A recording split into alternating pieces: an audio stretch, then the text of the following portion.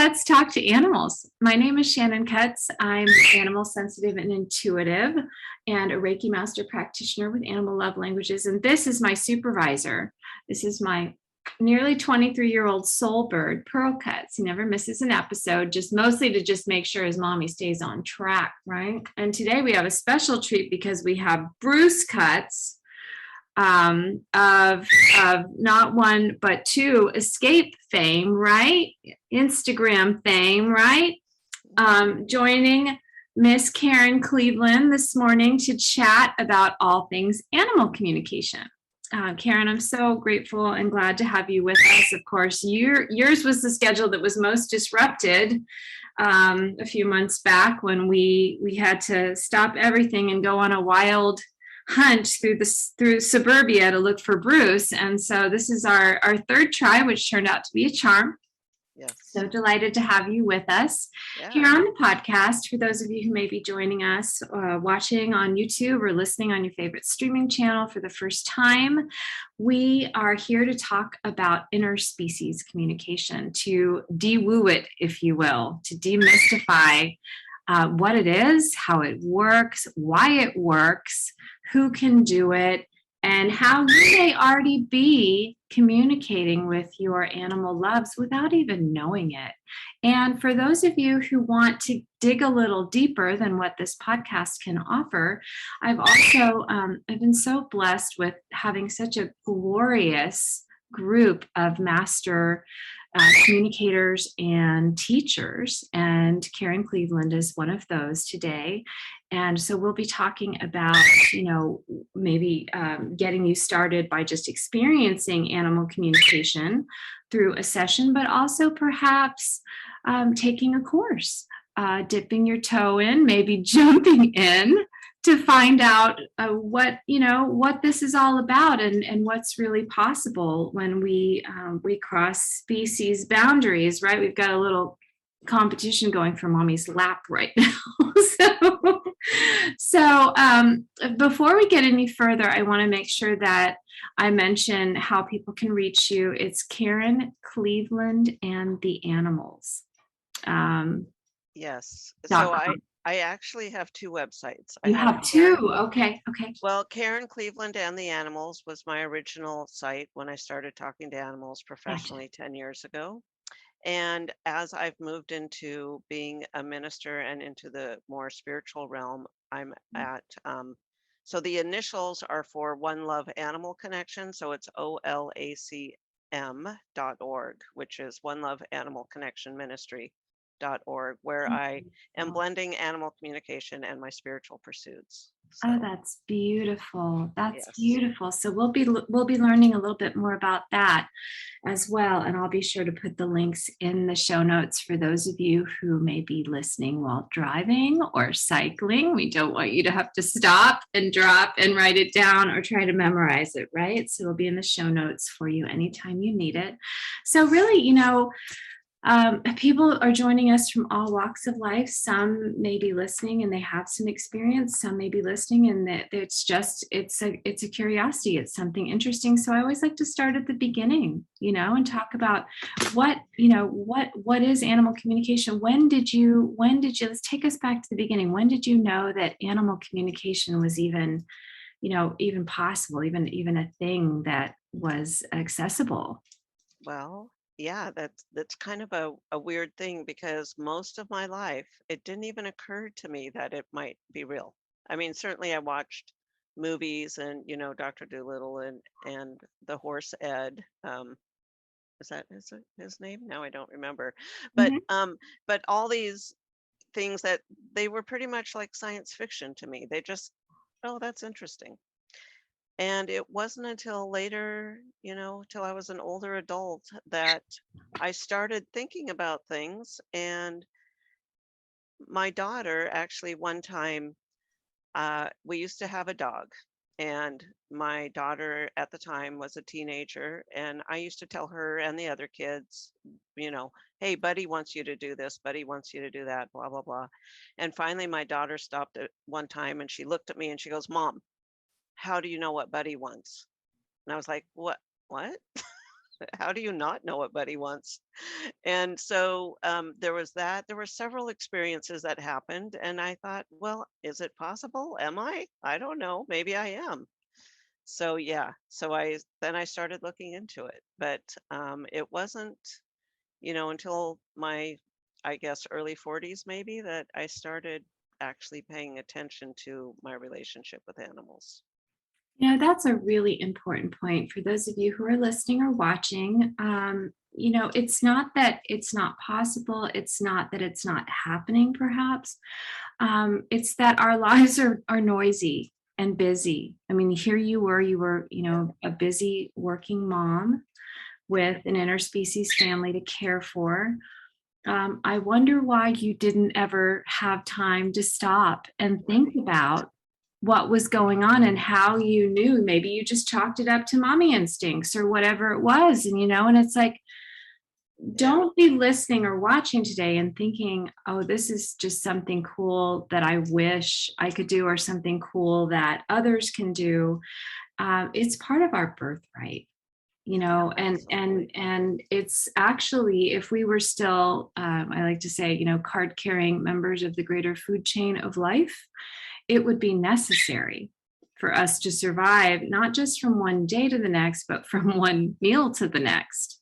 We need to be able to tune in, not just with our heads, not just with our busy left brain, but with our bodies and with our senses, in order to know what's safe, what's not, what's good, what should be avoided, and also learn from our mistakes in a very sensory way, not just looking into our heads for the data, but feeling in our bodies what, when we're tuned in, what feels right, what doesn't feel Right. right. I love that you just accept it. I mean, Buddy must have just been having a blast in a family where he could communicate so freely, whether or not it was recognized and noted down or discussed. It was like he had a voice. Right. Amazing. Yeah. Absolutely. Amazing. So, coming to it later in life doesn't necessarily, because I've met people that said, well, I was born knowing how to do this, and so I've never been trained. And it's not really about that. We're all born knowing how to do this. The training comes when we feel a call to tap in, to tune in on a more reliable basis, and we want to be able to serve others. We want to be able to serve. Not everybody is called to this. I mean, I'm turning 51 as of the in a couple. I guess by the time this airs, I will be 51. How about that? Something else to celebrate, right? Yeah. And so I came to this over the past year or so, and looking back now, I can see a paper trail, Right. and so does the Right. sensory paper trail. But you can come to it at any age, any stage of life, and you can come bearing gifts that you may not know that you already possess. Hmm. And but not everybody feels this calling. It's just like I never felt a calling to become a tax accountant. Thank goodness. If anybody's seen my math scores from all the way from day one to day end, when I hired my CPA, nobody would want me to do that. And so it's not about pressure either to start down this path. It's just about knowing it's available and it's Hmm. there to support you and your interspecies family. So here you are with your daughter issuing your big wake up call Yeah. and kind of the bearer of good news, so to speak. So I'd love to hear a little more about your journey, and how did you kind of put some Yeah. structure around this so that you could start serving other interspecies families? Yeah. Absolutely. I so there was that incident. I had also been listening. So I worked from home at the time. Even then, I was working for a Nice, company on the computer at home, nice. and I listened to a radio show by a pet psychic who isn't any longer around. But at the time, I um, I would listen to her and she would give answers to people and I would yell. I'd be home alone. I'd be like, that's not right. I could do better than that. That That's not right. Making me Why laugh. is she telling them that? And I started thinking, well, why do I think that's right? Because I mean, I don't know if it's right. Do I know if it's right? So I started looking around, and at the same time, I was looking at Reiki, and my sister and Mhm. I had been talking a little bit about taking some classes and some animal communication. And it's like, well, I don't know, maybe. So I did. I looked, I took a free class at a local bookstore. And I don't even remember the name of the person because it wasn't who it was supposed to be. They had to get a sub, and I don't know. Anyway, so I took this free class, and it's like, wow, this is possible. I don't know that I connected with an animal that night. I didn't feel like I did, but it was affirming enough that I looked for actual like classes, further classes. Fantastic. Yeah. So I got then into a program, and I worked with someone for a couple of years. Okay. I and the thing is, once I started it, it just all felt right. It just all felt like I'd always known this. I mean, the first few times it was like, I don't know about this. But at some point, I think there's just a decision. It's like I can either do this or I can't. And it happened to evolve or um, occur around the same time I was on a spiritual journey with myself and finding a new church and all that kind of stuff. So it all kind of seemed to come together at the same time. But I tell people, if you want to do it, it just takes your desire to do it, just some guidance in what you're doing, some structure around it, like you said, and then practice, just practice. Practice is very, very important, and because I've really been thinking about this. Is I mean, this podcast has given me the gift of being able to speak with so many Hmm. in the animal communication, the interspecies family community, from many different walks of life with many different areas where they feel especially called or gifted towards, some work with lost animals. Some it's more Hmm. about being serving as a medical intuitive. For some, it's about pets in the afterlife. And you have this really uniquely wonderful. I see that I'm actually kind of visualizing the infinity symbol for some reason, and I'm loving your backdrop. It's like it's all I can do, Oh, to not be like staring into the camera, like what is that? Realizing we're on video too, right? And right. you've got this beautiful intersection, this blending together of the spirit aspect and the relational aspect. It's like I'd love for you to share a little bit more about specifically your work and that twin flame calling, so to speak, and kind of very intrigued by your venture with, and I've already, because that's just the kind of short term memory I have. ILA. Oh, it's OLACM, One Oh, Love Animal Connection. right. Yeah, So, which yeah, is, oh my, it just sings to my heart. I'd love to hear a little bit more about what that is and what's unfolding for you. sure. And it's still unfolding for me. So I still say, okay, so what am I doing? How am I serving people? But it's all about connection with all life and with animals and with God. So just that, yes, we're all connected, Wow. and we just need to remember that. So one of the things that I am doing right now is focusing on teaching people how they can transform their lives with the very same practices we learn to talk to animals with. So what I call spiritual practices, some people call them mindfulness or mindsets, that kind of thing. Um, I discovered, so like I said, I was kind of doing both, kind of studying both at the same time, but my life sucked. I was, I mean, it had moments. It was Keeping it great, and then honest. it Yeah, sucked. I can relate. It Yep. it wa- Mhm. it went up and down, and I was living in this very small rental house that my niece owned. I was getting the family discount. I was broke. I couldn't pay. I was figuring out how to take one bill to pay the other every month, that kind of thing. And I finally realized, because I was doing pretty good as an animal communicator as far as client satisfaction, right? So I understood those skills, and I finally figured out that I could apply those skills to my own life with my relationship with the universe. And so, for example, some of the things that we do as an animal, or at least as I do in my client sessions, things like grounding and centering ourselves and just making sure we're connected so we're honest and truthful with the animals, is me doing that with God and the universe. So, like meditation and contemplation and such, or or being aware of the words that we're using and the expectations behind those words. So making sure, if I'm telling an animal or I'm communicating, so if I'm talking to an animal, there's pictures going back and forth, which are created by the words that we say. And we want making sure always saying the words the way we want them and not don't want them, which is true in life too. So making sure I'm not saying I want, I don't know, something silly. I'm not saying I want to make $1 million, but then telling myself I could never make $1 million because I don't even know how to do that, right?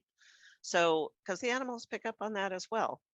And things like visualizations, even like how we tell animals in a session to do something, like what's the expected behavior that we want to use the litter box, as opposed to saying what we don't want, like don't potty on the carpet. So telling God and the universe, I don't want to be poor. Well, that's like saying focusing on the poor. So, anyways, I realized once I started applying all these same principles to my own life and back and forth. I mean, they, like you said, I guess it is like the infinity symbol, because the more uh, and the more you trust one, the more I began to trust the other.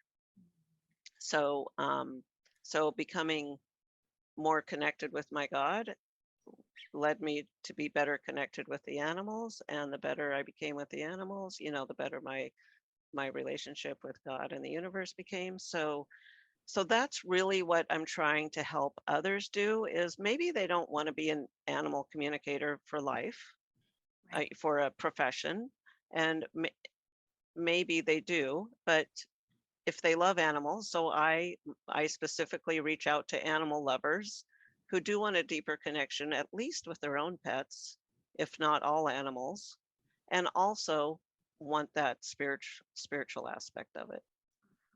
So What a it's beautiful evolving. gift. What a Yeah. beautiful gift, and it's my heart is especially moved, which is why I was so persistent reconnecting with you every time Bruce would go missing again and we have to reschedule.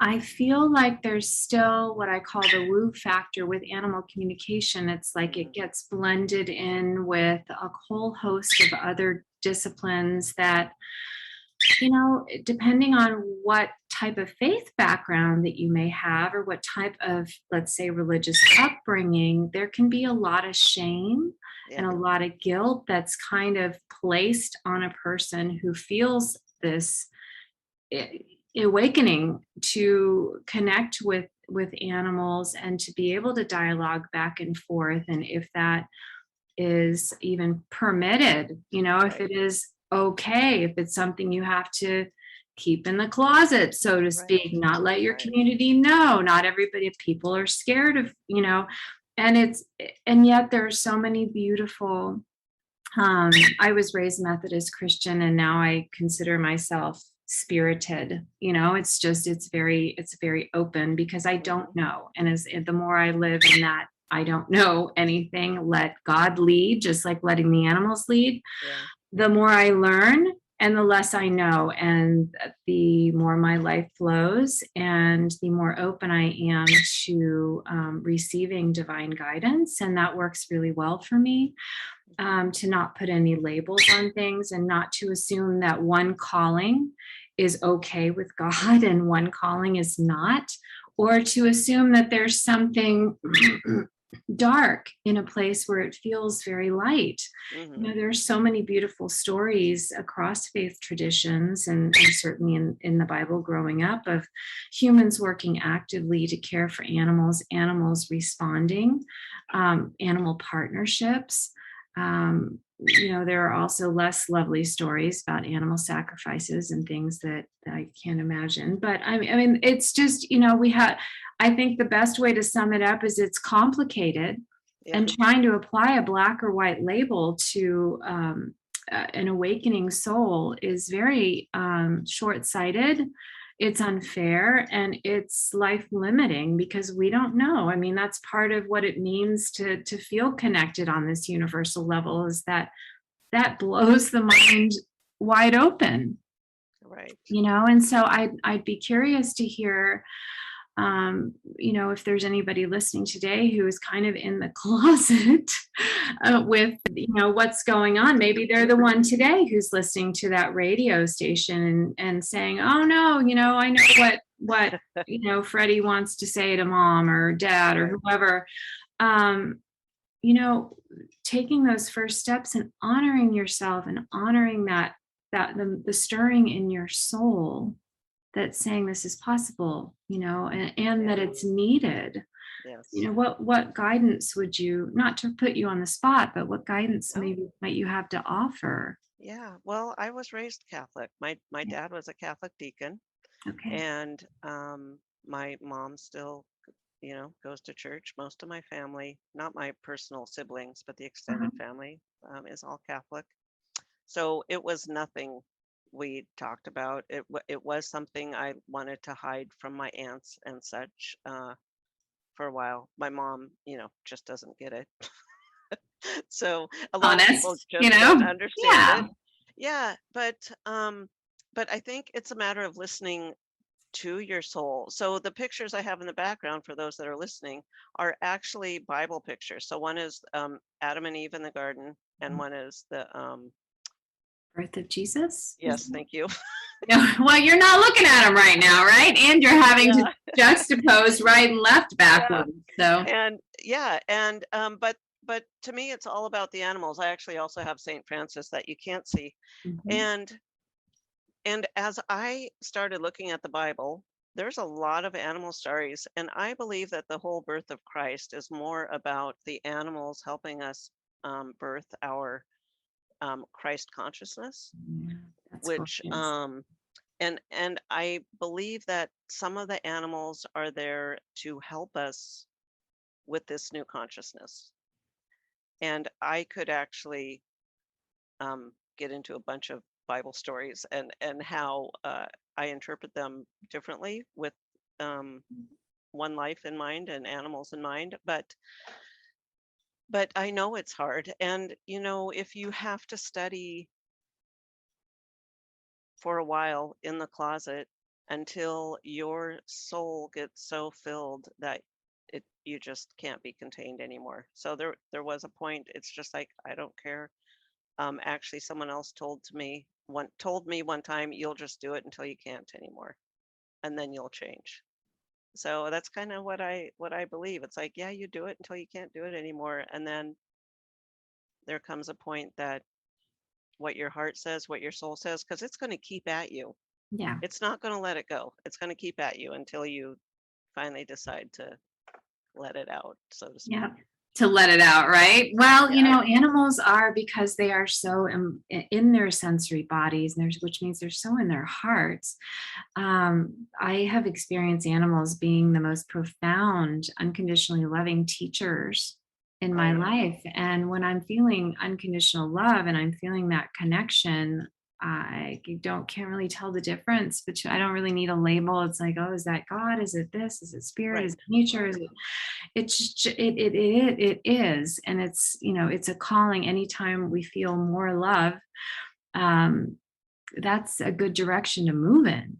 Yes. And to just be curious, be brave, and maybe when there's this much love here, maybe it might even be safe to assume there could be even more love on down the line. And again, when we're talking about beliefs, it's like A belief for one person, when I say I believe, when you say you believe, you're also sharing the experiences that you've had that are forming the words that are coming out of your mouth. When you're saying I believe, it's, I hear, what I hear is I've experienced this. This is a calling in my soul. This is a movement in my life. This is a whole being experience in my body. It's in my mind, but it has to kind of filter up, and which means we have to be open. And so, there's a lot of, it feels like there's a lot of fear-based reactions for people that have had particularly strict or rigid upbringings, where it's like, I believe it, that's like it's like inviting someone to a debate, Yeah. well, but I believe, and it's like, well, that's fine. What you believe is what you've experienced, and what you felt, and what is making sense to you right now. But we're all different. Right. It's like those hair commercials where everybody comes out and they all look exactly the same. They have the same color hair, and then everybody takes their wig off, and it's like, oh, it's just so much more interesting this way. And I mean, there's so much diversity. I was not sure, for this, again, for those of you who are listening, you can't see this beautiful image. I wasn't sure if it was Noah in the Ark, or if it was the Garden of Eden, but there's just so much color and so much diversity and so much life. And so much adventure, and it's like it just draws you in, where you're like, oh, I want to go check this out. I want to see this. I want to feel this. I want to experience this for myself. So speaking of which, arrived, we kind of arrived at the point where let's talk a little bit about somebody. It feels to me like you would be a particularly wonderful guide and mentor and teacher for somebody who's maybe listening and wrestling with some of these issues. So, let's say somebody would like to have an experience, somebody would like some validation or a safe space to talk about some of their experiences. What types of programs and courses might you recommend for someone who's not to borrow the term too liberally, but coming out of the closet and kind of trying to make a little bit more sense, if you will, of this feeling this thing that won't leave them alone, like you said. Right. Well, I have to tell you, it took me a while to find a church that I liked. So I was searching for a church, and I started going back to the Catholic, and that didn't feel right. So depending on where you are, I do believe in looking for spiritual communities that feel good to you, and it it can mean anything. So mine is what we call religious science, or Center for Spiritual Living, and Unity is similar, and Universal Unitarians are somewhat similar. But and I have a community online that we meet twice a month. We do animal communication, but I also include the spiritual aspect, because, like I said, it's important to me. And and if it's not important to them, they probably wouldn't be there. Right. My group probably wouldn't be there with me. They'd be with someone else. Exactly. But so I think, you know, there are spiritual sessions you can do. What I personally offer, is I have a free class that I do about once a week that involves the two. It's, how animal communication works and how it can help you change your life, basically. So I just cover the basics. It's super fast. But then I also have longer classes. I have some day-long classes. I have a digital class, which doesn't have the personal feel. So, some people want that. Yeah. But I do, yeah, if people are on Facebook, there's Facebook groups, meetups. It's really an interesting time that we're not able to meet in person so much, but yet with the Zoom capability, or the Facebook Lives, or whatever it is, there is a way to connect with others that have similar interests. So I'm sure the people that are listening to your podcast, for example, they love animals. Right. Otherwise, they'd be listening to, how to trim 10% off your taxes, or, exactly. Fit your way to success, or whatever. Right.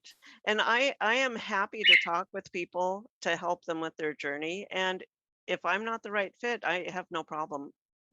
I know a lot of people Yeah. that are different than me, Yeah. but they're still very good. They're still like me Yeah. in a way. So yeah, I try to advertise everything that I do on my OLACM website Okay. .org website, and I know that's kind of hard to remember, but I'll put it Karen in the show Peterson notes. and the animals.com also gets you to the same place Gotcha. eventually. Gotcha. And that's an important point, because it's like, anyone who's listening to this who does have that interest, that curiosity, that maybe even that passion to take it 1 or 10 steps further, we're moving into, it feels like our whole planet, our consciousness, if you will, our connectivity is kind of like, along with the wiring of the planet, with high speed internet, somehow our wiring is changing to match that. And so, we're moving out of a mentality of competition and scarcity, and feeling like, oh, look, there's so many animal communicators out there doing this already. There couldn't possibly be any room for me. I'm late to the party. And this whole outdated mindset, which one of my teachers calls camp scarcity, which I think is a perfectly adept way to describe it. Sorry, I've got a little squirmy worm here in my lap. I'm trying to you just really want to emphasize that point, don't you? Really want to emphasize this point. He says there's enough animals for all of you out there. There's enough animals. Trust me, there's enough animals. And that is really true. Just go look on the Humane Society statistics, how many animals are living in shelters right now that don't even have homes. There's so many applications. And you touched on this, there's so many different communicators with different focus, different life experience, different background. Not only are there enough teachers, mentors, and guides for each person who feels called to this new evolving interspecies consciousness, where we're more alike than different, despite what we may look like on the outside. There are also more than enough animals and people who aren't going to feel called to do anything, formal in this way, that need you and need your services. So understand, if this is something that keeps drawing you in, or if you're still listening to our podcast today, consider that there's a place for you. There's definitely space for you, and there's a need for what only you have to offer. And whether you come and you work with me, whether you come and you work with Karen, whether you come and work with somebody else that you've heard on the podcast, or another guest that we have coming up, or somebody that none of us even know that resonates with you, the important thing is to give yourself permission to explore. The thing that I always like to share, kind of in closing, is that the very first time I connected with an animal, as part of my commitment to start learning this and practicing, it was an iguana, which delighted me because I have such a passion for it. That's kind of my thing. I have a real passion for so-called exotic species, and this is the silent majority that are, incredibly vulnerable and actually inching towards extinction every single minute of every single day. And I just remember thinking, everyone can do this. I mean, talk about confidence from somebody who's connected for 15 minutes with one iguana. And all of a sudden, but where did that come from? It came from the fact that I felt parts of myself turning on that I didn't even know were there. And guys, I've had 5 decades on this planet, and I've had plenty of time to explore my operating system. And it was like it was a whole zip file I hadn't even accessed, didn't even know it was there. It had a weird label. I wasn't sure. Maybe just don't touch that, it might be a part of the security files or something. No, it's like for no other reason than to never, like, as one of my teachers, Sonia Choquette, talks about, she says, never assume you know anybody, including yourself. And maybe that's a good place to start. Yes. So Karen, it has been such a delight and an honor to connect with you today. I am inspired by your unique calling and even more so by your commitment to allowing it to evolve and unfold. Yes, well, thank you. That's a huge part of it. And sometimes I feel like we don't do enough allowing in our lives. We don't do Amen. enough, with just saying, you show me what you've got. You show me, and okay, if it takes some time, so very blessed and very, very grateful to be a part of your world, and grateful that you've decided to join in with what we're doing here at Let's Talk to Animals as well. Well, thank you. Yes, it's been absolutely. A pleasure being here. Oh, a delight. And so I'll put all of the links in the show notes, and we'll be stay tuned every week. We have a new guest. If you would like to hear from someone that I haven't connected with yet, please let me know and I will do my utmost. You can find us at animallovelanguages.com/podcast. And lots of fun, free tools and interviews. And I think most importantly, you can find these guys along with my Redfoot tortoise Malty. You can find Pearl and our escape artist Bruce and Malty the Redfoot, and of course me after that. And we look forward to being with you again very, very soon. Take good care. Bye. Thanks. Bye-bye.